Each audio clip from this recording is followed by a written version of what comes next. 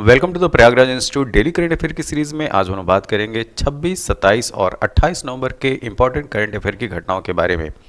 इसमें हम लोग कुछ इंपॉर्टेंट जो करंट अफेयर की न्यूज़ हाल फिलहाल में जो रही उसके बारे में डिस्कस करेंगे। जैसे कि हाल ही में किस शहर में अल्टीमेट खो खो लीग का दूसरा सीजन आयोजित किया गया, इसके बारे में जानेंगे। आगे हाल ही में किस शहर में राष्ट्रीय दुग्ध दिवस उत्सव 2023 का आयोजन किया गया है, इसके बारे में जानेंगे। और हाल ही में किस राज्य सरकार ने 25 नवंबर 2023 को प्रदेश में नो नॉन वेज डे के रूप में घोषित किया है। ये कुछ उदाहरण थे, एग्जाम्पल थे, जिसको इस वीडियो में हम लोग जानेंगे।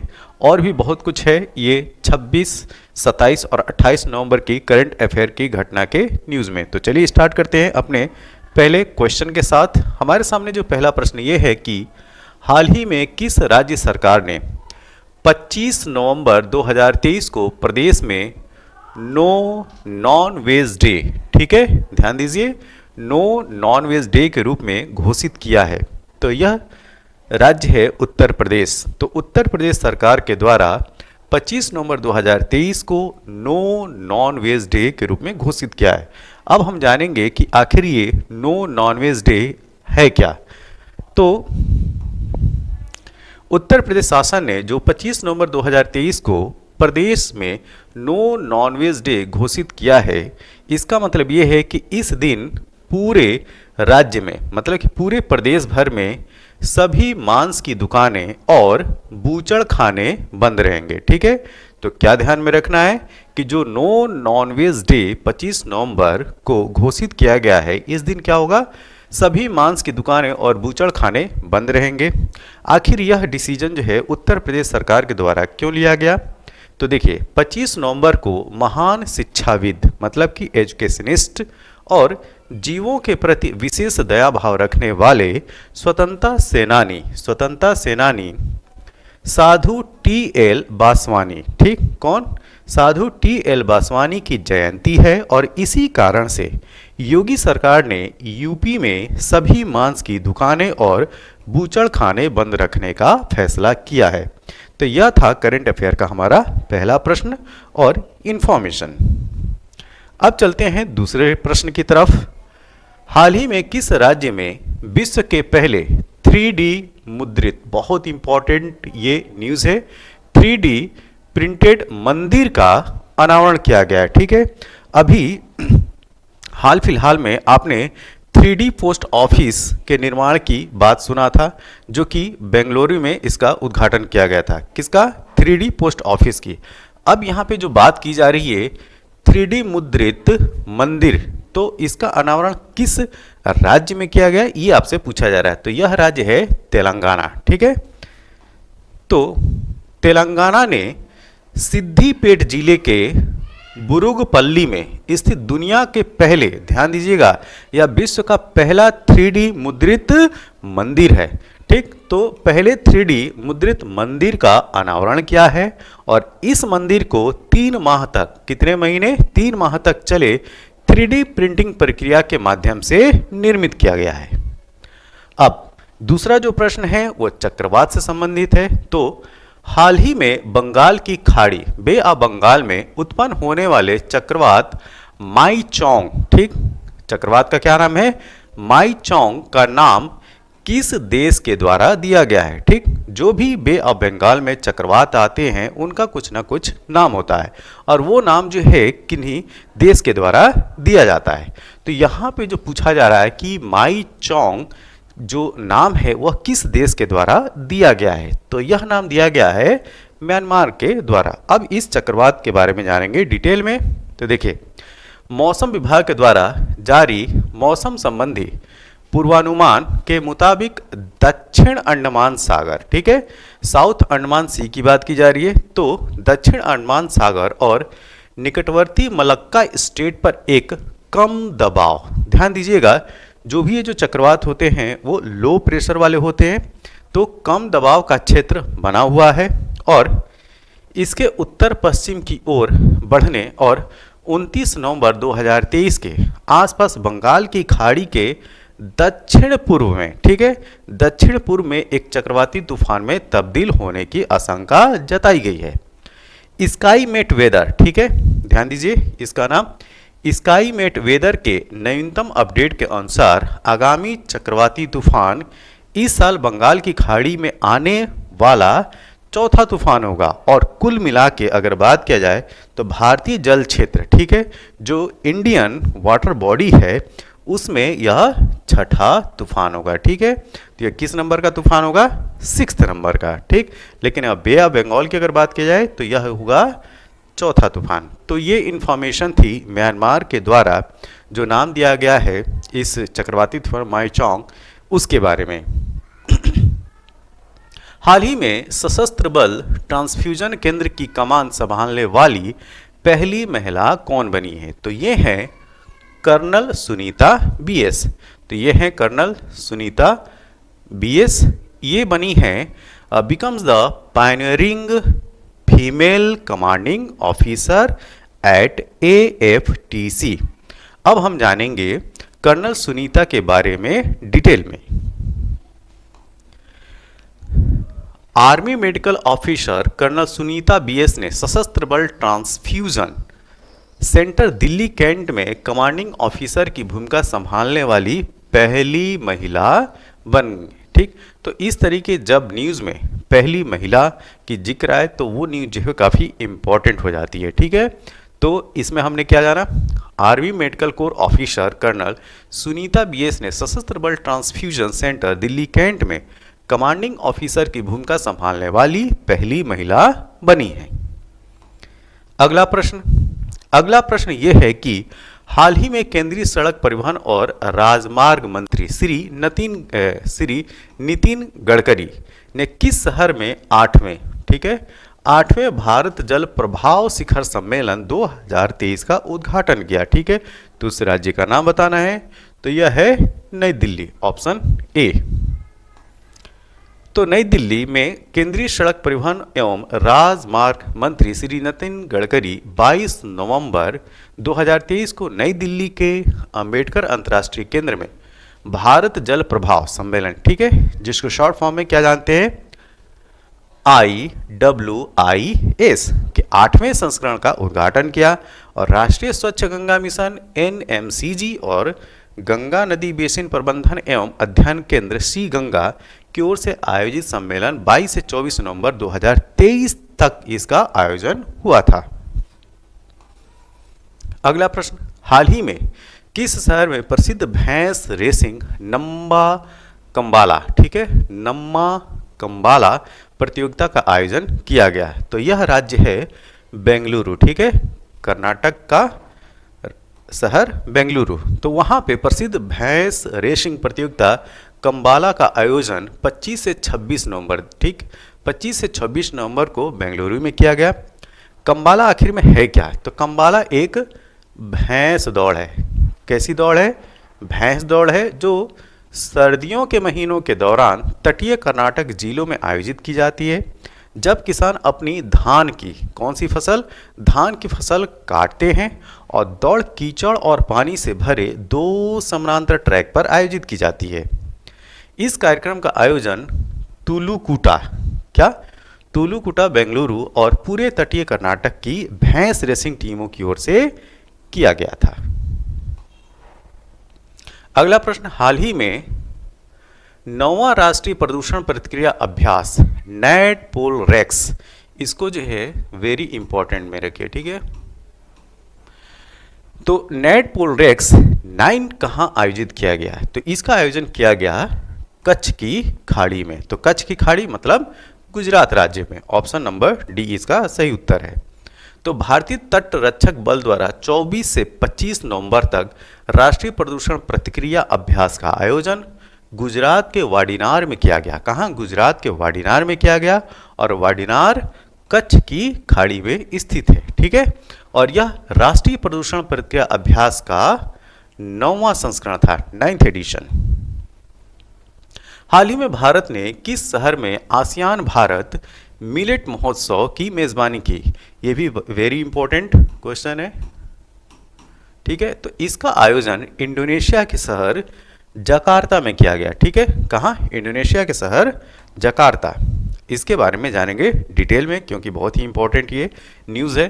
तो भारत ने जकार्ता इंडोनेशिया में 5 दिवसीय आसियान भारत मिलेट महोत्सव की मेज़बानी की और इसका उद्देश्य किसान अनुकूल और सतत भोजन विकास, ठीक है, सतत भोजन विकल्प, ठीक है, सस्टेनेबल फूड विकल्प के रूप में बाजरा के बारे में जागरूकता बढ़ाना है। ठीक है, तो मिलेट में किसकी बात की जा रही है? बाजरे की बात की जा रही है। तो आसियान में भारतीय मिशन और कृषि एवं किसान कल्याण मंत्रालय द्वारा आयोजित इस महोत्सव में मिलेट आधारित किसान उत्पादक संगठनों जिसको FPO शॉर्ट फॉर्म में बोलते हैं, जिसका इंग्लिश में नाम होता है फार्मर प्रोडक्ट ऑर्गेनाइजेशन, स्टार्टअप और भारतीय सेफ की भागीदारी के साथ मिलेट केंद्रित प्रदर्शनी शामिल है।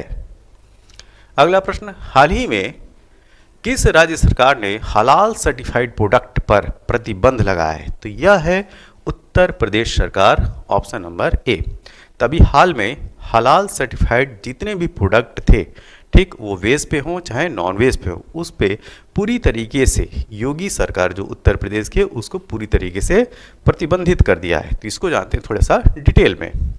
तो उत्तर प्रदेश की योगी आदित्यनाथ सरकार द्वारा राज्य में हलाल सर्टिफाइड उत्पादों की बिक्री पर पूर्णतः प्रतिबंध लगा दिया गया है और ऐसे प्रोडक्ट जो इस्लामी कानून की आवश्यकता को पूरा करते हैं और मुसलमानों के इस्तेमाल करने के लिए उपयुक्त हैं, उन्हें हलाल सर्टिफाइड प्रोडक्ट कहा जाता है। तो अगर आपसे पूछा जाए कि हलाल सर्टिफाइड प्रोडक्ट क्या है, तो ये चीज़ याद रखिए, जो इस्लामी कानून के अकॉर्डिंग हो और मुसलमानों के इस्तेमाल करने के लिए उपयुक्त हो, तो उनको हम क्या बोलेंगे? हलाल सर्टिफाइड प्रोडक्ट। तो हलाल सर्टिफिकेशन वेज और नॉन वेज, ध्यान दीजिएगा, वेज और नॉन वेज दोनों तरह के प्रोडक्ट के लिए होता है। अगला प्रश्न, 21 से 23 दिसंबर, ध्यान से देखिए, 21 से 23 दिसंबर 2023 तक 9वां पैन IIM विश्व प्रबंधन सम्मेलन किस राज्य में आयोजित किया जाएगा? तो इसका आयोजन किया जाएगा उड़ीसा में, ऑप्शन नंबर डी। 9वां पैन IIM विश्व प्रबंधन सम्मेलन 21 से लेकर 23 दिसंबर, ध्यान दीजिएगा, 21 से लेकर 23 दिसंबर 2023 तक उड़ीसा के IIM संबलपुर में आयोजित किया जाएगा और शिक्षा मंत्रालय भारत सरकार और इंडियन इंस्टीट्यूट ऑफ मैनेजमेंट के सहयोग से होने वाली इस कॉन्फ्रेंस की theme entrepreneurial innovation and digital governance for inclusive and sustainable growth है। ठीक है, तो थोड़ा सा इसकी जो थीम जो है वो बड़ी है, फिर से देखिए इसकी थीम क्या है? Entrepreneurial innovation and digital governance for inclusive and sustainable growth. अगला प्रश्न, भारत और किस देश के बीच संयुक्त सैन्य अभ्यास सूर्य किरण पिथौरागढ़ में शुरू हुआ? ठीक है, ये काफ़ी इंपॉर्टेंट है, ये काफ़ी बार एग्जाम में पूछा भी गया है कि सूर्य किरण जो है वो किन दो देशों के बीच की ज्वाइंट एक्सरसाइज है, ज्वाइंट मिलिट्री एक्सरसाइज है। ठीक है, तो इंडिया और नेपाल का ये ज्वाइंट मिलिट्री एक्सरसाइज है, ठीक, जो कहाँ पे होगा? उत्तराखंड के पिथौरागढ़ में। और ये किस नंबर का है? ये 17th नंबर का है। ठीक, ये 17th एडिशन है, तो यहाँ पे सही उत्तर क्या है? Nepal, option number C. तो भारत और नेपाल के मध्य नियमित रूप से आयोजित होने वाले संयुक्त सैन्य अभ्यास सूर्य किरण के 17वें संस्करण का आयोजन 24 नवंबर से 7 दिसंबर 2023 तक उत्तराखंड के पिथौरागढ़ में किया जा रहा है। ठीक है, तो उत्तराखंड के पिथौरागढ़ में यह जो है मिलिट्री एक्सरसाइज की जा रही है और कब से कब तक? 24 नवंबर से लेकर 7 दिसंबर तक। यह एक वार्षिक कार्यक्रम है, वार्षिक मतलब कि एनुअल प्रोग्राम है और दोनों देशों में वैकल्पिक रूप से आयोजित किया जाता है। अगला प्रश्न, हाल ही में पाकिस्तान के सर्वोच्च नागरिक पुरस्कार से सम्मानित होने वाले चौथे व्यक्ति कौन हैं? तो ये हैं SM सैफुद्दीन। ठीक, तो इसके बारे में जानते हैं डिटेल में। तो मुंबई से संचालित इस्लाम के दाऊदी बोहरा पंथ के, ठीक है, क्या? दाऊदी बोहरा पंथ के प्रमुख डॉक्टर सैयदना मुफद्दल सैफुद्दीन को पाकिस्तान के सर्वोच्च नागरिक सम्मान निशाने पाकिस्तान से सम्मानित किया जाएगा। ठीक है, तो ये नाम याद रखिएगा, पाकिस्तान के सर्वोच्च नागरिक सम्मान का क्या नाम है? निशाने पाकिस्तान। डॉक्टर सैयदना पाकिस्तान का कोई सर्वोच्च नागरिक सम्मान प्राप्त करने वाले चौथे भारतीय होंगे। ठीक है, किस नंबर के भारतीय हैं? ये चौथे भारतीय होंगे। तब इसी क्रम में हम लोग जानेंगे कि वह कौन से पहले भारतीय हैं जिनको निशाने पाकिस्तान से नवाजा गया था। तो निशाने पाकिस्तान से सम्मानित होने वाले पहले भारतीय मोरारजी देसाई थे। ठीक, और मोरारजी देसाई जो है भारत के प्रधानमंत्री भी रह चुके हैं। तो उन्हें 1990 में यह सम्मान दिया गया था। अगला प्रश्न, हाल ही में किसने स्टार्स एशियाई इंटरनेशनल फिल्म फेस्टिवल में सर्वश्रेष्ठ अभिनेता का पुरस्कार जीता है? तो ये हैं इशफाक सिंह। कौन? इशफाक सिंह। तो स्टार्स एशियाई इंटरनेशनल फिल्म फेस्टिवल में सर्वश्रेष्ठ अभिनेता के रूप में इशफाक सिंह को जो है वो पुरस्कार से सम्मानित किया गया। तो इशफाक सिंह ने फिल्म बर्लिन में, फिल्म का नाम क्या है? बर्लिन, अपने प्रदर्शन के लिए stars Asian international film festival SAIFF में सर्वश्रेष्ठ अभिनेता का पुरस्कार जीता है। अगला प्रश्न जो है वो खो खो से है। ठीक, तो हाल ही में किस शहर में अल्टीमेट खो खो मतलब कि UKK का दूसरा सीजन आयोजित किया गया? तो इसका आयोजन किया गया कटक में। Option A. तो अल्टीमेट खो खो लीग का दूसरा सीजन 24 दिसंबर से 14 जनवरी 2024 तक कटक उड़ीसा में आयोजित किया जाएगा। और अल्टीमेट खो खो UKK एक भारतीय फ्रेंचाइजी आधारित खो खो लीग है जो 2022 में शुरू हुई थी। कब शुरू हुई थी? 2022 में। और अल्टीमेट खो खो UKK दूसरे सीजन में Odisha juggernauts, Chennai quick guns, Gujarat giants, Mumbai खिलाड़ी, राजस्थान वॉरियर्स और तेलुगु योद्धा छह टीमें जो है वो भाग लेंगे। ठीक है, तो जो UKK है इसमें भाग लेने वाली टीमों की संख्या कितनी है? 6 है। हाल ही में IISR ने अधिक उपज देने वाली काली मिर्च, ठीक, ब्लैक पेपर की बात की जा रही है, काली मिर्च की किस्म को विकसित किया है, उसे क्या नाम दिया गया है? तो इस किस्म का नाम दिया गया है चंद्रा। Option number A. तो कोझिकोड, ठीक, केरल का शहर है कोझिकोड।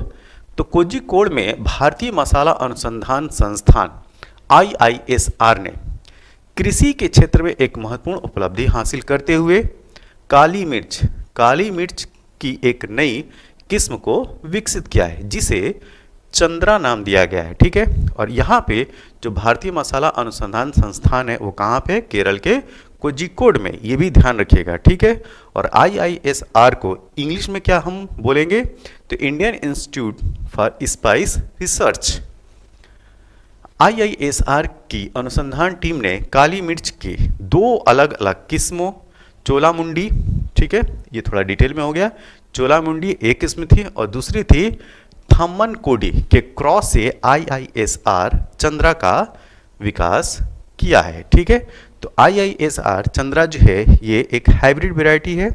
किन 2 वैरायटियों को मिला के बनाया गया है? एक है चोलामुंडी और दूसरा है थम्मन कोडी। तो ये किसकी किस्म है? यह किस्म है काली मिर्च की और नाम क्या है? IISR चंद्रा। हाल ही में राष्ट्रीय स्क्वैश चैंपियनशिप खिताब जीतने वाली दूसरी सबसे कम उम्र की खिलाड़ी कौन बनी है? तो ये है अनाहत सिंह। ठीक, ऑप्शन नंबर सी। तो सीनियर नेशनल स्क्वैश चैंपियनशिप 2023 में 15 वर्षीय अनाहत सिंह ने टूर्नामेंट के इतिहास में दूसरा सबसे कम आयु का खिताब विजेता बनकर इतिहास रचा है।